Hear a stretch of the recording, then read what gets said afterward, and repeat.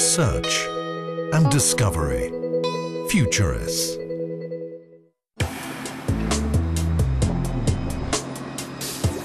Cities are the beating hearts of the modern world.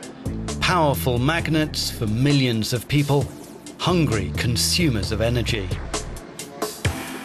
And they're expanding. Cities today are growing worldwide. I mean, more than half of the population already lives in cities. In Europe, it's even more. It's nearly 2/3 of the people that live in cities, and this trend is going to continue.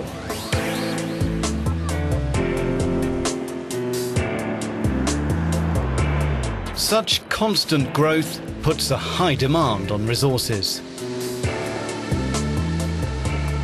In cities, we need energy for buildings, providing heat and cold and electricity, and also 1/3 of the energy is needed for transport.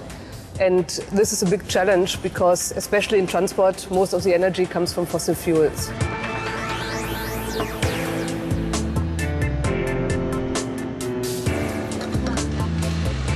The question of energy applies to all aspects of city life. Where that energy is from and how it's managed will be a defining factor in the future.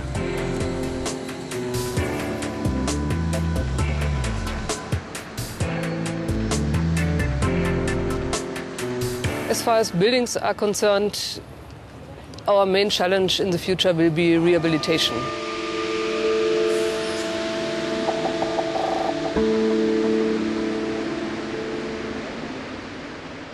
For new buildings, the challenge is there, but much easier because we have very good building standards now in every European country, and we have the technologies to reduce consumption to nearly zero.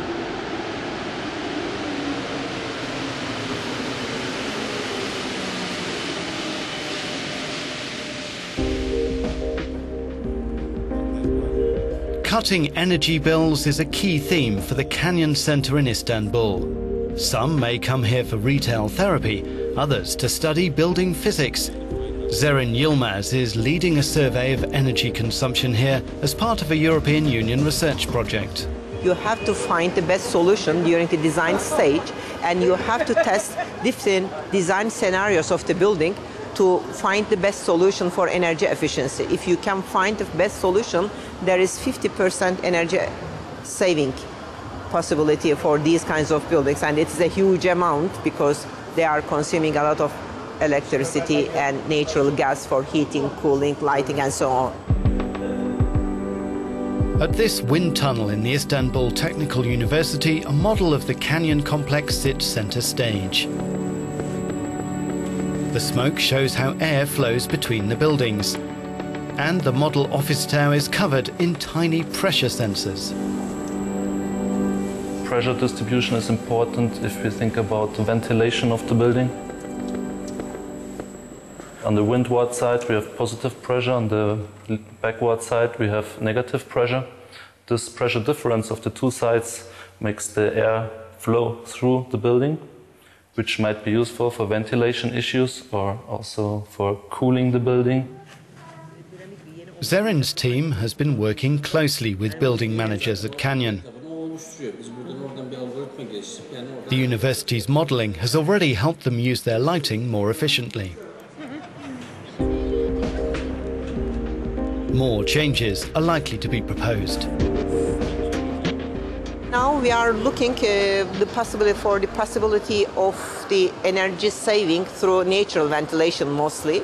And also we have other research studies on this building for energy efficiency. For example, photovoltaic applications for electricity production from sun, and better shading devices for cooling energy saving, and also some parametric studies to see the relation between energy consumption and comfort.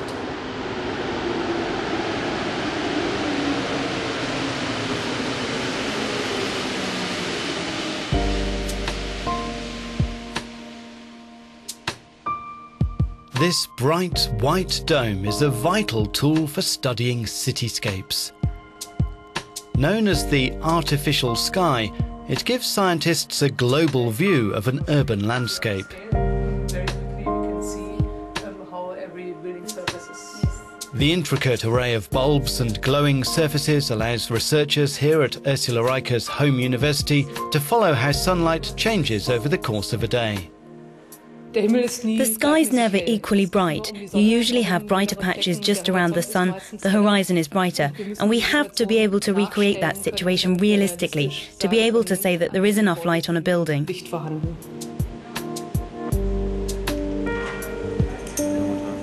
In the basement of the university lie the blazing lights of an artificial sun. This is another important device for researching healthy, low-energy office buildings. Here we have a simulated sun. We project light onto a facade system, and behind that there is a real office room which we can cool down. We can see exactly how much energy comes into the room through the facade system. Thus we can get very precise coefficients of facades and then tell property developers, okay, the way this facade is built lets 70% of the sun's rays through, and it has got this and that thermal characteristics.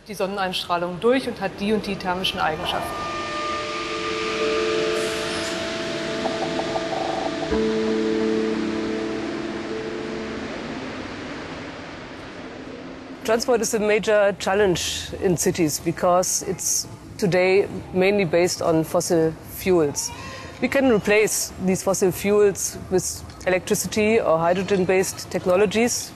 We will need a lot of infrastructure for either of the systems, and we need to provide the green energy to these systems. So there needs to be a huge amount of solar, wind, biomass, electricity generation or hydrogen generation, which we then can use for transport.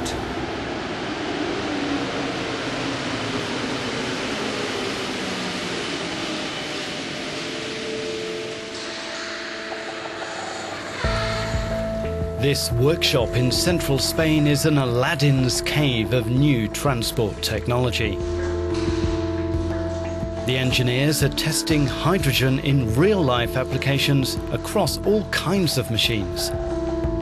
This wheelchair has a battery and fuel cell beneath the seat and a bottle of hydrogen on the back.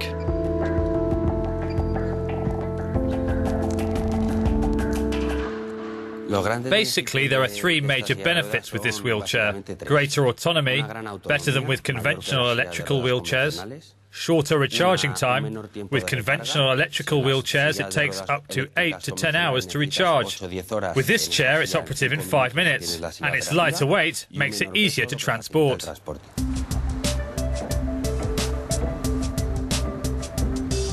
Using these fuel cell vehicles on a daily basis is part of a wider European initiative to explore how hydrogen fits into city life. At the moment, the main downside is that hydrogen is generally extracted from fossil fuels, and the process is expensive.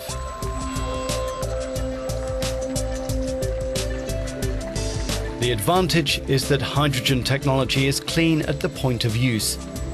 The only thing coming out of the exhaust pipes here is water. For city centres, it's ideal.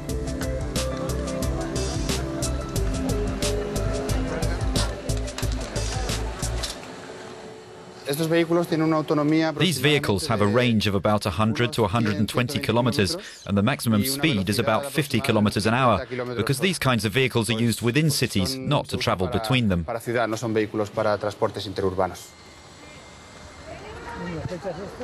No new technology is complete without it being tested by the end user. And in the case of this hydrogen wheelchair, that's retired farmer Francisco Muñoz Tierno.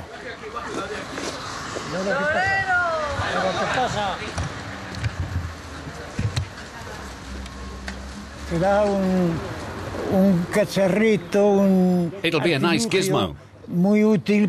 Useful gadget for people like me. It'll be very useful because I can't walk. And now with this I can get around as far as maybe... What's the range for this? 1 kilometer? 2 kilometers? More? 40 kilometers? That's fantastic, folks.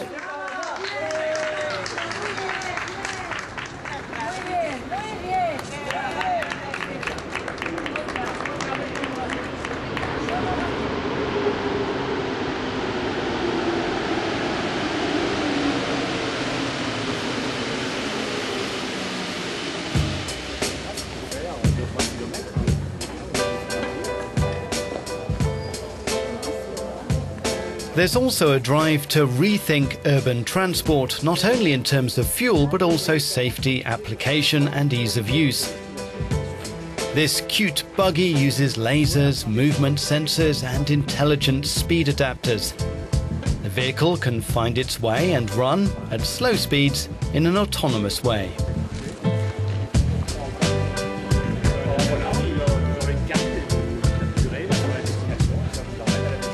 Here you are in a cybercar. It's a vehicle that you could take from a station or even call it to your home and it would come on its own. You get into the car, you select your destination on the screen and the vehicle takes you there. There's a front-wheel drive motor, electric braking, electric steering, and it's driven by the computers.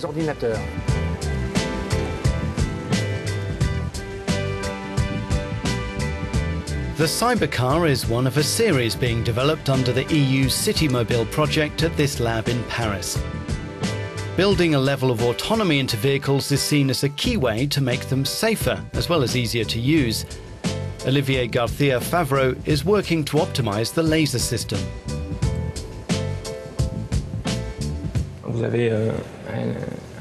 You have a mirror that rotates and a laser beam that fires into the mirror. The laser's direction changes according to the position of the mirror. And from that information, the obstacles or the absence of obstacles, that means open space, and moving obstacles, you have all the information that you need to then follow a path and avoid pedestrians and cars.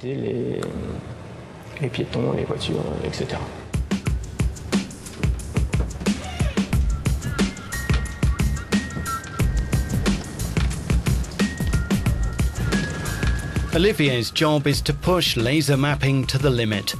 His system is integrated with a full suite of cameras, inertia sensors and a GPS navigator. The idea is that just about anyone could use the vehicle to follow a predetermined route around a city. So we follow a path that we've defined on Google Earth. And the vehicle does it all on its own. The only thing is that you push on a lever to put it into automatic mode. And when you let it go, it stops.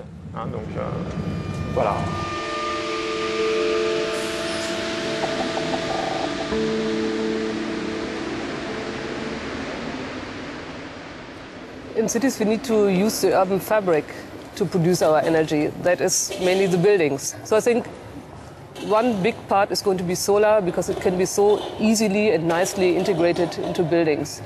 And then, on the other hand, we will still need centralized power plants, best in cogeneration mode, so to produce electricity and heat, and if possible, cold. And then we need networks to distribute that energy.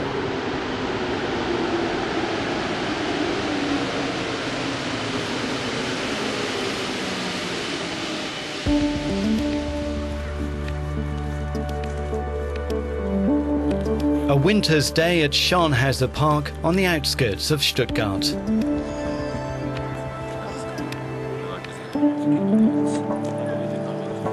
It's cold, and the biomass plant is working to full capacity.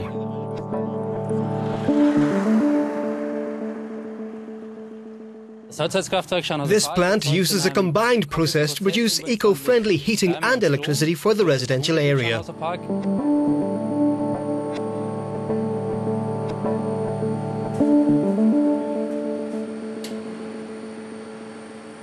The energy source is biomass, which means regionally sourced waste wood from landscaping. The power plant uses around 200 cubic meters of this material per day. In so doing, it satisfies 80% of the yearly demand of the area, so that means 10,000 people, and at the same time the power plant produces electricity for 5,000 households.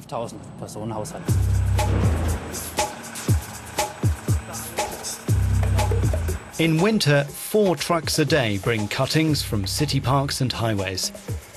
In summer, the excess heat is used to power cooling machines in local office buildings. The energy efficiency of this plant is particularly high because the whole heat production is used, and we reach an efficiency ratio of 89% with this facility.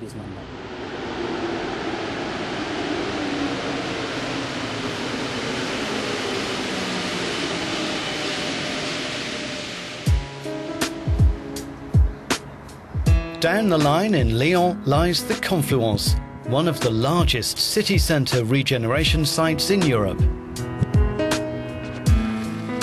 As this old industrial zone is reborn, so new sources of energy are introduced.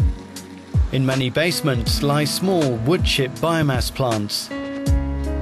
And all across the Confluence are solar panels.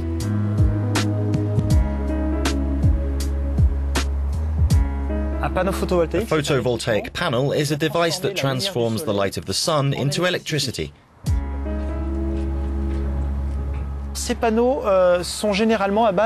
These panels are normally made using silicon. These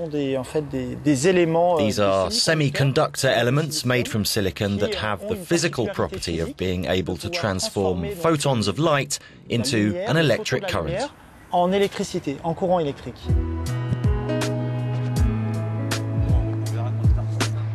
As part of Europe's Renaissance project, Bruno Guédon and his colleague Mark Jedlicka advised property developers here on how to best exploit the power of the sun's rays in a city environment.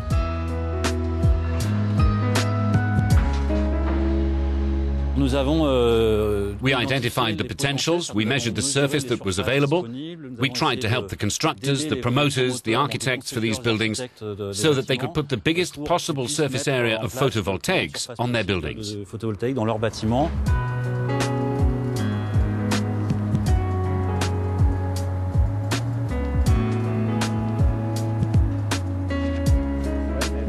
The rooftop and south side of this office block are literally covered in photovoltaic panels. The architect's aim is that over the course of a year, this building should be able to produce at least as much electricity as it consumes. But the design takes solar power one step further, as here on the facade, the panels are an integral part of the building. In the case of this building, the photovoltaic panels have a double function. A function to produce electricity, that's why they're there, but also you can see from how they're aligned, they serve as sunshades. They shade the floor below, and that means in summer, when the sun is very high, the windows below receive less sunlight than if the panels weren't there, so they're able to reduce the demand for air conditioning. It's no accident that photovoltaic panels are so prevalent here in this part of southeastern France. The local government required that developers produce electricity from renewable sources on site. Their choices were limited. Photovoltaic panels may have a high initial investment cost, but in other respects, they're a perfect fit for building managers.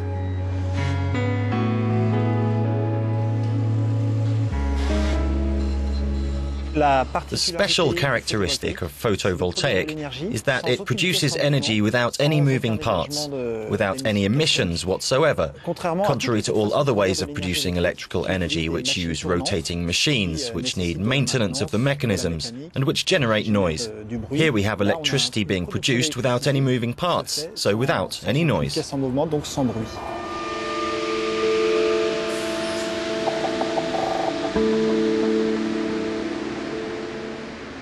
So people start to get more aware, and even investors start to get more aware that if they construct today, they will have to pay very high prices for energy in the next decades. So energy will become more and more of an issue.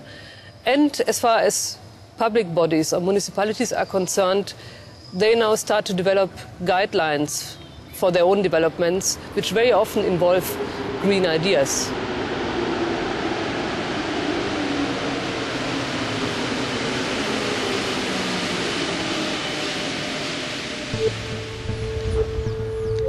The fresh tarmac of the Parc de Alba on the outskirts of Barcelona. Here, many of the key trends in urban planning come together in one place. Ursula Eicker and local engineer Carlos de Pena have joined forces under a European Union research initiative to integrate the energy supply and consumption systems on site.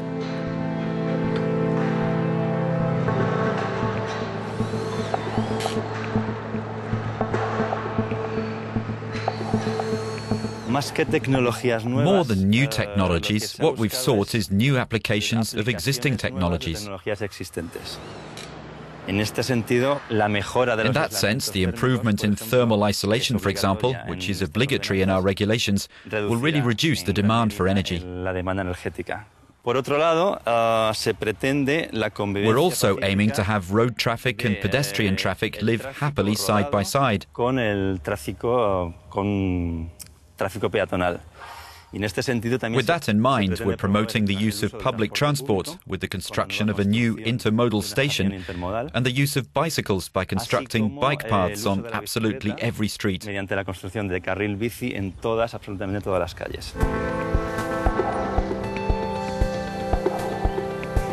As cities grow, apartment blocks are built one after another. This is the first of many in the Parc de l'Alba development. And as architect Nuria Pedrals explains, it has some innovative features.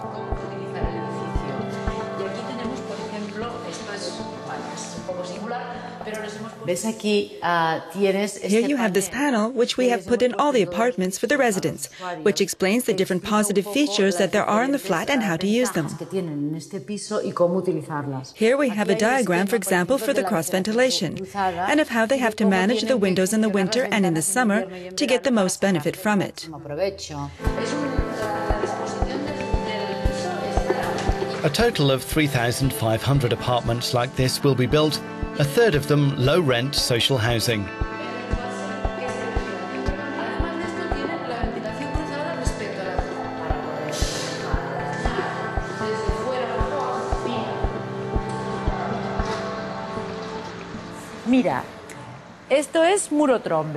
This is a tromba wall, all of these distinctively colored pieces.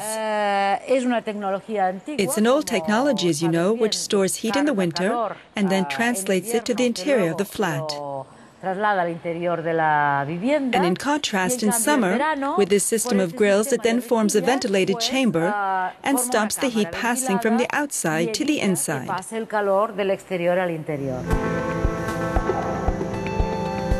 At the heart of the Parc de l'Alba will be 4 plants generating electricity while also powering heating and cooling systems. They'll use a mix of natural gas, biomass and solar thermal energy. Again, the watchword is efficiency.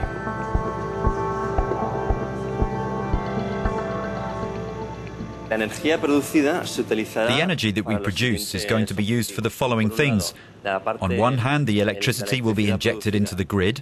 And on the other side, the excess heat or cold will be used in a district heating and cooling network for air conditioning the buildings.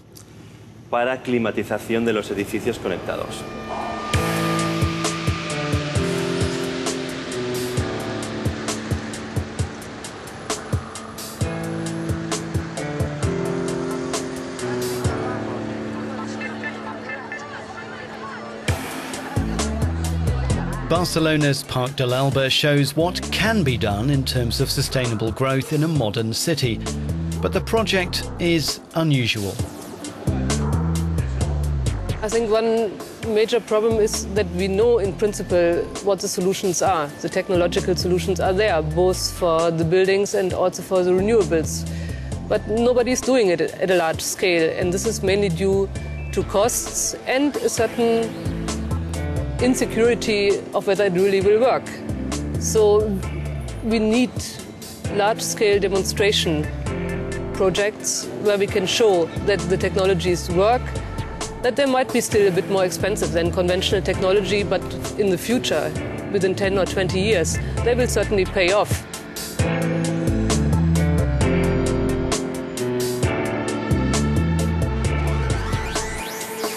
From energy-efficient office blocks to hydrogen buses, biomass plants to solar cells, the elements for healthy, clean and sustainable cities are within reach.